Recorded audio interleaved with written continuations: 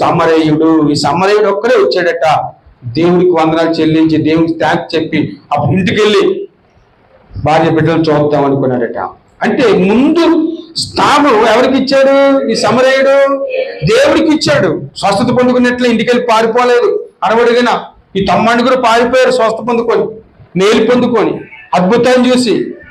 కానీ ఈ సమరయుడు ఒకడు ఏం చేశాడు చెప్పండి? దేవుడికి కృతజ్ఞత చెల్లించాడు. అందుకే ఈ సమరయుడు తప్ప ఇంకొకరు ఎవరు లేని అడతారు యేసుప్రభువు. వీరికి ఎంత కృతజ్ఞత ఎందుకు వచ్చింది? మిగతా వారు ఏరి వారందరూ ఏమైపోయారు చెప్పండి? లోకంలో కలిసిపోయారు. హల్లెలూయా. చాలా మంది దేవుడి ద్వారా మేలు పొందుకుంటున్నారు, కానీ ఆ మేలు కోసం మరి దేవునికి థ్యాంక్స్ చెప్పకుండా అవి మరుగు చేసుకొని మర్చిపోయి నిర్లక్ష్యంగా ఉంటున్నాము. అలా ఉండడం దేవుడికి ఇష్టము కాదు. హల్లెలూయా. హల్లెలూయా. తిరుగుటకు ఆహారం ఇచ్చిన దేవుడికి వందనాలు చెల్లించాలా.